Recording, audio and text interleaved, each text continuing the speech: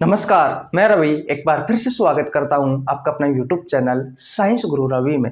Guys, आप सभी को पता है रेलवे वाले बच्चों के लिए हमने एक स्पेशल सीरीज स्टार्ट कर रखी है जिसमें हम आपको बायोलॉजी के जो इम्पोर्टेंट कॉन्सेप्ट होते हैं वो क्लियर करवाते हैं। जहां से ज़्यादातर आपसे रेलवे ग्रुप डी में, एनटीपीसी में, एएलपी टेक्नीशियन में, आरआरबी जेई में, आरपीएफ में ज़्यादातर क्वेश्चन पूछे गए हैं, वो कॉन्सेप्ट आपको हम क्लियर करवाते हैं इस सीरीज में। इस सीरीज का टाइम वैसे तो सुबह 6 बजे है, लेकिन कुछ कारणवश कल भी वीडियो शूट नहीं हो पाई, आज भी वीडियो शूट नहीं हो पाई। इसके कारण आज ये आपको 10 बजे के आसपास मिल जाएगी, 10 या 11 बजे के आसपास मिल जाएगी। आज के इस वीडियो में मैं आपको पढ़ाने वाला हूँ एंडोक्राइन ग्लैंड से संबंधित कुछ महत्वपूर्ण ऐसे कॉन्सेप्ट, ऐसे तथ्य जैसे आपके एग्जाम में क्वेश्चन पूछे जाते हैं। सभी अंतःस्रावी ग्रंथियों के नाम लिखवाने वाला हूँ, इन ग्रंथियों की लोकेशन में आपको लिखवाने वाला हूँ।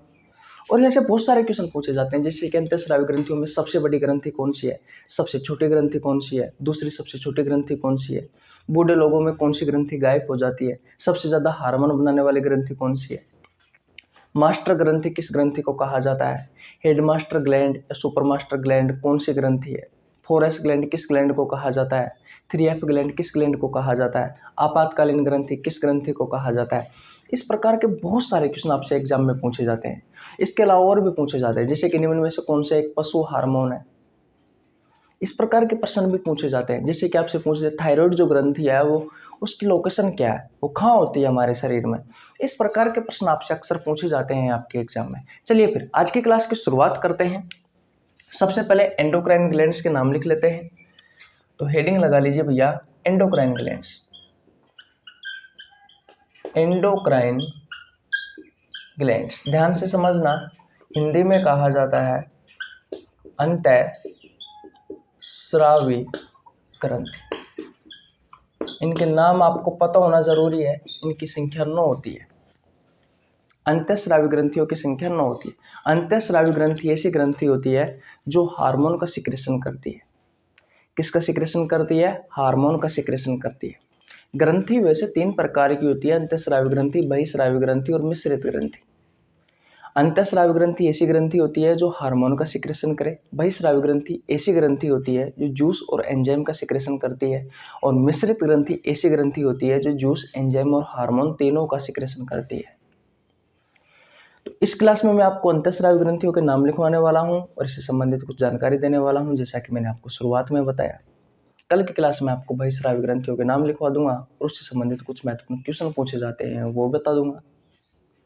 चलिए फिर शुरुआत करते हैं। अंतःस्रावी ग्रंथियों में मैंने आपसे कहा कि अंतःस्रावी ग्रंथि ऐसी ग्रंथि होती है जो हार्मोन का सिक्रेशन करे। जैसे कि आपने नाम सुना होगा, इंसुलिन हार्मोन है, ग्रोथ हार्मोन है, थायरोक्सिन हार्मोन है, टेस्टोस्टेरोन हार्मोन है, प्रोजेस्टेरोन हार्मोन है, ऐसे बहुत सारे हार्मोन है। ये 9 जो अंतःस्रावी ग्रंथि है, 9 के 9 ही किसका निर्माण करती है? हार्मोन का निर्माण करती है। जिनमें से पहली है भैया हाइपोथैलेमस। हाइपोथैलेमस। दूसरी कौन सी है? दूसरी है पिट्यूटरी। दूसरी है पिट्यूटरी ग्लैंड, जिसे पीयूष ग्रंथि भी कहा जाता है। और तीसरी कौन सी है? तीसरी है भैया पीनियल बॉडी ग्लैंड, पीनियल का एक ग्रंथि। ये 3 ग्रंथि है भैया, और ये तीनों के तीनों ही ग्रंथि कहाँ होती है? तो ये आपके ब्रेन में होती है, आपके मस्तिष्क में होती है। अगर मैं आपसे क्वेश्चन पूछूं कि निम्न में से कौन सी ग्रंथि, निम्न में से कौन सी एक अंतःस्रावी ग्रंथि आपके ब्रेन में होती है, इन तीनों में से कोई एक ऑप्शन होगा। हाइपोथैलेमस, पिट्यूटरी ग्लैंड, जिसे पीयूष ग्रंथि भी कहा जाता है, और पीनियल बॉडी ग्लैंड यानी कि पीनियल का एक ग्रंथि। ये तीनों के तीनों ही ग्रंथि कहाँ होती है? हमारे ब्रेन में होती है, ये आपके ब्रेन में होती है। हाइपोथैलेमस, पिट्यूटरी ग्लैंड और पीनियल बॉडी ग्लैंड। किसी को कोई प्रॉब्लम बिल्कुल नहीं होनी चाहिए। इस पिट्यूटरी ग्लैंड को पीयूष ग्रंथि कहा जाता है, पीनियल बॉडी ग्लैंड को पीनियल का एक ग्रंथि कहा जाता है। इस बात का आपको ध्यान रखना है। 3 हो गए, अभी तक तो 6 और बची है। 4 नंबर पर आती है भैया थायराइड, थायराइड ग्लैंड। और 5 नंबर पर आती है भैया पैराथायराइड।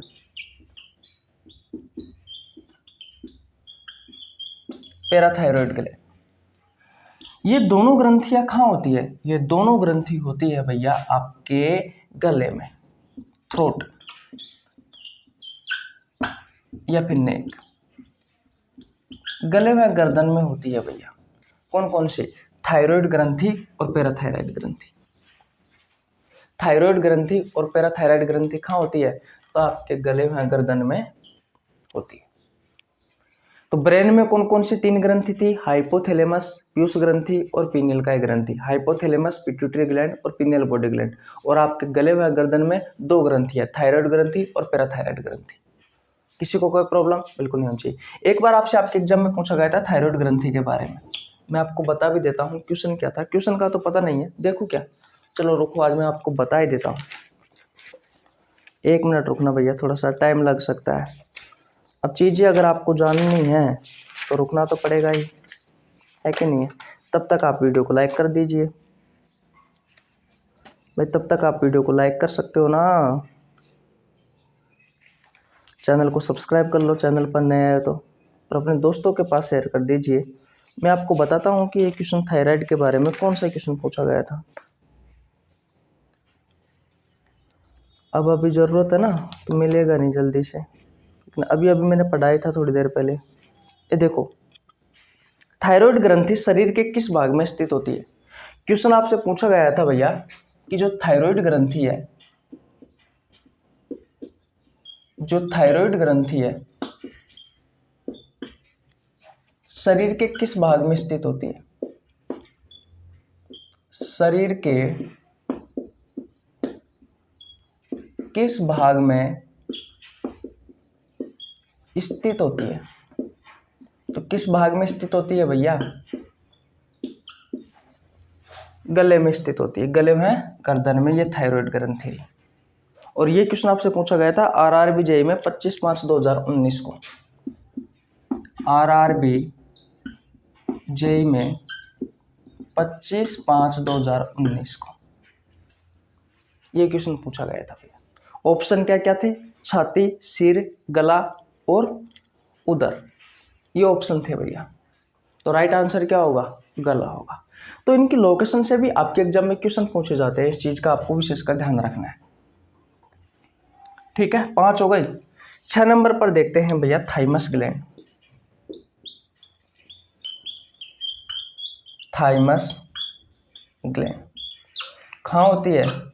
आपकी चेस्ट में होती है, सीने में होती है। 7 नंबर पर आता है भैया पेंक्रियाज, अग्नाशय। अग्नाशय एक मिश्रित ग्रंथि है, इसे हम अंतःस्रावी ग्रंथियों में भी पढ़ते हैं और बहिःस्रावी ग्रंथियों में भी पढ़ते हैं, क्योंकि ये जूस, एंजाइम और हार्मोन तीनों का सिक्रेशन करती है। और इसकी लोकेशन होती है एब्डोमिनल कैविटी,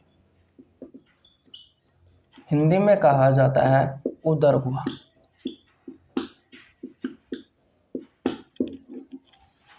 नंबर 8 पर adrenal gland. Adrenal gland Hindi में कहा जाता है अधिवृक्क ग्रंथि, और ये आपकी अपर किडनी होती है, आपकी किडनी के जस्ट ऊपर होती है भैया। ये एक जोड़ी होती है, इस बात का भी आपको ध्यान रखना है। इस पैराथायराइड जो है इसकी संख्या 4 होती है, और थायराइड के पैरों में लगी हुई होती है। ये एड्रिनल ग्लैंड जो है ये एक जोड़ी होती है, यानी कि इसकी संख्या कितनी होती है? 2 होती है। और 9 नंबर पर होती है गोनेड्स ग्लैंड, लैंगिक जनन ग्रंथि। ये होती है भैया बिलो इंटेस्टाइन। बिलो इंटेस्टाइन का मतलब होता है आपके आंतों के नीचे, बिलो इंटेस्टाइन यानी कि आपकी आंतों के नीचे। ये भी एक जोड़ी होती है, ये मेल में अलग होती है और फीमेल में अलग अलग होती है।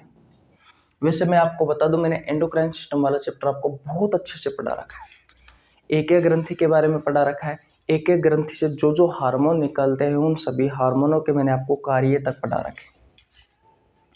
और यहाँ से आपकी प्रतियोगी परीक्षाओं में बहुत अच्छे अच्छे क्वेश्चन पूछे जाते हैं, इसलिए आपको नीचे लिंक डिस्क्रिप्शन में मिल जाएगा इस चैप्टर का। अगर आपको चैप्टर पढ़ना है तो जाकर पढ़ सकते हैं, इसलिए यहाँ से बहुत सारे क्वेश्चन पूछे गए। अब मैंने ये जो आपको नाम लिखवाए हैं इनमें से कुछ इस प्रकार के क्वेश्चन पूछे गए कि निम्न में से कौन सी एक अंतःस्रावी ग्रंथि है, या निम्न में से कौन सी एक अंतःस्रावी ग्रंथि नहीं है, निम्न में से कौन सा एक पशु ग्लैंड है यानी कि पशु ग्रंथि है। कहने का मतलब एनिमल यानी कि हमारे शरीर में पाए जाने वाली ग्रंथियों के बारे में पूछा गया है कि नहीं है। तो इस प्रकार के प्रश्न पूछे गए हैं, बहुत सारे क्वेश्चन पूछे गए हैं, मैं आपको बता देता हूँ। जैसे कि आरआरबी ग्रुप डी में 29/8/2022 को पूछे गए हैं। आरआरबी एनटीपीसी में 22/1/2021 को पूछे गए हैं। आरआरबी एनटीपीसी में 27/2/2021 को पूछे गए हैं। आरआरबी एनटीपीसी में 26/7/2021 को पूछे गए हैं। आरआरबी एलपी टेक्नीशियन में 10/8/2018 को पूछे गए हैं। और भी बहुत सारे क्वेश्चन पूछे गए हैं, मैंने सारे के सारे लिए नहीं है।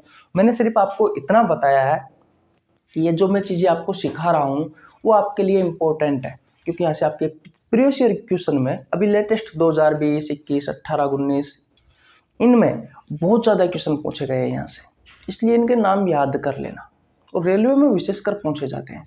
अब इनसे संबंधित कुछ महत्वपूर्ण तथ्य हैं जहाँ से डायरेक्ट आपके एग्जाम में क्वेश्चन पूछे जाते हैं, तो मैं उनको लिखवा देता हूँ जल्दी जल्दी। स्क्रीनशॉट ले लीजिए भैया, ले लिया आपने स्क्रीनशॉट? ओके। देखिए, अगर आपसे पूछा जाए कि अंतःस्रावी ग्रंथियों में सबसे बड़ी ग्रंथि कौन सी है, अब भैया बताइए, अंतःस्रावी ग्रंथियों में सबसे बड़ी ग्रंथि है, किसी को पता? अंतःस्रावी ग्रंथियों में सबसे छोटी ग्रंथि और अंतःस्रावी ग्रंथियों में दूसरी सबसे छोटी ग्रंथि। तो हम अंतःस्रावी ग्रंथियों की बात कर रहे हैं, तो सबसे बड़ी ग्रंथि, लार्जेस्ट एंडोक्राइन ग्लैंड, सबसे बड़ी ग्रंथि कौन सी है? तो भैया थायराइड ग्लैंड है। और थायराइड ग्लैंड कहाँ होती है? आपके गले में होती है।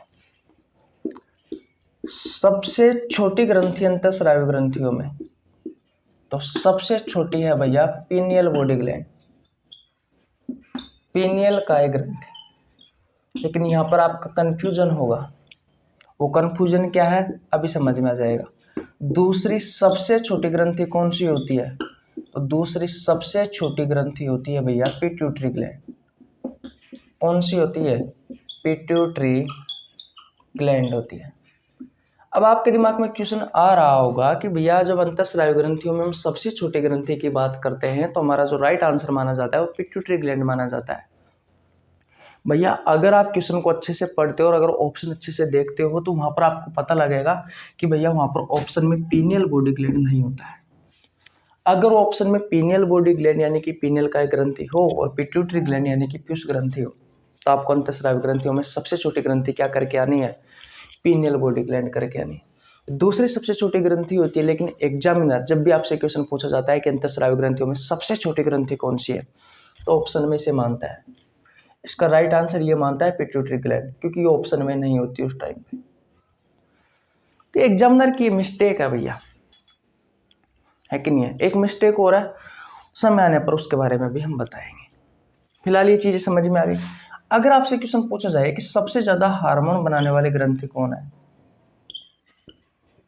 सबसे ज्यादा हार्मोन बनाने वाली ग्रंथि, सबसे ज्यादा हार्मोन बनाने वाली ग्रंथि कौन सी है? तो सबसे ज्यादा हार्मोन बनाने वाली ग्रंथि है भैया पिट्यूटरी ग्लैंड। ये लिख लेना, डायरेक्ट आपके एग्जाम में क्वेश्चन पूछे जाते हैं। पिट्यूटरी ग्लैंड है भैया, यानी कि पीयूष ग्रंथि है। ये लगभग 11 हार्मोन के आसपास बनाती है भैया। सबसे ज्यादा हार्मोन बनाने वाली ग्रंथि यही है भैया, पिट्यूटरी ग्लैंड। इसे हम मास्टर ग्लैंड भी कहते हैं, मास्टर ग्लैंड। किसे? इस पिट्यूटरी ग्लैंड को।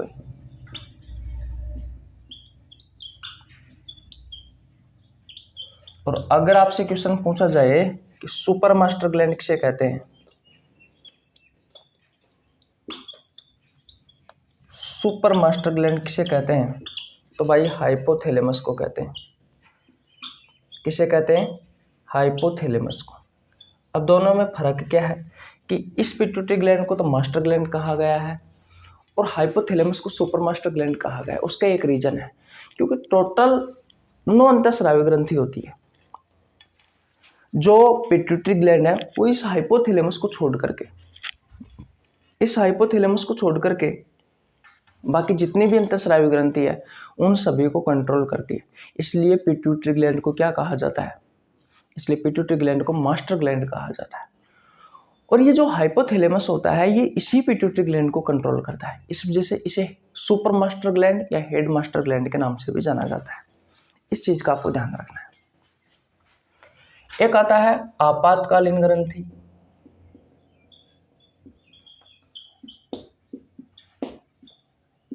या फिर 4S ग्लैंड, या फिर 3F ग्लैंड, या फिर करो या मरो ग्रंथि। क्यों कहा जाता है? तो भैया इन सभी के बारे में मैंने जब आपको चैप्टर पढ़ाया था तो बहुत अच्छे से बताया था। यहाँ पे बता नहीं सकता क्योंकि छोटी चीजें हैं, हर चीज की एक लिमिट होती है। एड्रिनल ग्लैंड को कहा जाता है भैया। अगर आपको ऑप्शन में दिखे करो या मरो ग्रंथि, 3F, 4S आपातकालीन ग्रंथि, तो एड्रिनल ग्लैंड करके आ जाना। किसी कोई प्रॉब्लम यहाँ तक बिल्कुल नहीं होनी चाहिए। एक चीज और पूछी जाती है कि बूढ़े लोगों में कौन सी ग्रंथि गायब हो जाती है? बूढ़े लोगों में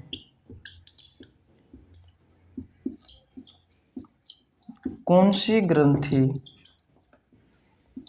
गायब हो जाती है? तो भैया थाइमस जो ग्लैंड है वो 25 साल के बाद में स्किन में बदलना स्टार्ट हो जाती है। आपकी स्किन में, त्वचा में, सीने में पाई जाती है। ये बूढ़े लोगों में गायब हो जाती है भैया ये थाइमस ग्लैंड। इसे इम्यून सिस्टम का हिस्सा भी मानते हैं इस ग्रंथि को। तो आज की क्लास में मैंने आपको बहुत अच्छी जानकारी दी। जैसे आपके एग्जाम में बहुत सारे क्वेश्चन पूछे गए हैं, याद कर लेना भैया, इंपॉर्टेंट है आपके एग्जाम के लिए, विशेषकर रेलवे वाले बच्चों के लिए तो इम्पोर्टेंट है। वैसे वीडियो सभी प्रतियोगी परीक्षाओं के लिए उपयोगी है। अगर आप रेलवे की तैयारी कर रहे हैं तो शाम 7 बजे वाली क्लास देखा करो भैया रोज, क्योंकि शाम 7 बजे वाली क्लास में मैं आपको रेलवे वाले बच्चों के लिए बायोलॉजी की जो चैप्टर वाइज क्वेश्चन है, चैप्टर वाइज MC क्वेश्चन है प्रीवियस ईयर के, मैं आपको करवाता हूँ भाई। बायोलॉजी के जितने भी प्रीवियस ईयर के क्वेश्चन है उनको मैं चैप्टर वाइज करवा रहा हूँ। Human disease, vitamin, digestive system और एंडोक्राइन सिस्टम, इन 4 चैप्टर के मैं आपको प्रीवियस ईयर के क्वेश्चन कंप्लीट करवा चुका। फिलहाल अभी हम सर्कुलेटरी सिस्टम वाले चैप्टर के प्रीवियस ईयर के क्वेश्चन कर रहे हैं, उसमें भी लगभग 62 क्वेश्चन कंप्लीट हो चुके हैं। आज 63 क्वेश्चन से क्लास आएगी। अगर आपने पिछले क्वेश्चन नहीं देखे हैं, सभी क्वेश्चन मैं आपको कॉन्सेप्ट के साथ में करवाता हूँ बहुत अच्छे से, तो जाकर देख लेना भैया, बहुत ज़्यादा इंपॉर्टेंट है। मेरा नाम रवि है, मैं सभी प्रतियोगी परीक्षाओं के लिए बायोलॉजी पढ़ाता हूँ। जो कंटेंट आपको पेड कोर्स में उपलब्ध नहीं होता है उससे अच्छा कंटेंट देने की कोशिश करता हूँ। आपको हमारे साथ जुड़ने के लिए 1 रुपये देने की आवश्यकता नहीं है, सिर्फ चैनल को सब्सक्राइब करना है, बेल आइकन को प्रेस करना है ताकि आपके पास हमारे वीडियो का नोटिफिकेशन टाइम टू टाइम पहुँच सके, और कुछ नहीं। मैंने बायोलॉजी के बहुत सारे चैप्टर करवा रखे हैं, बहुत सारे चैप्टरों के MC क्वेश्चन करवा रखे हैं, विशेषकर रेलवे वाले बच्चों के लिए। अगर आपने नहीं देखे हैं तो जाकर देख सकते हैं। अगर आपके सिलेबस में बायोलॉजी है तो बहुत अच्छे से देखिए, बहुत अच्छा कंटेंट उपलब्ध कराया है। ओके, स्वयं समझदार हो, चैनल को सब्सक्राइब कर लेना। अगर आपको लगता है कि इस चैनल से हमें कुछ प्रॉफिट हो सकता है तो मिलते हैं नेक्स्ट वीडियो में, तब तक के लिए बाय बाय।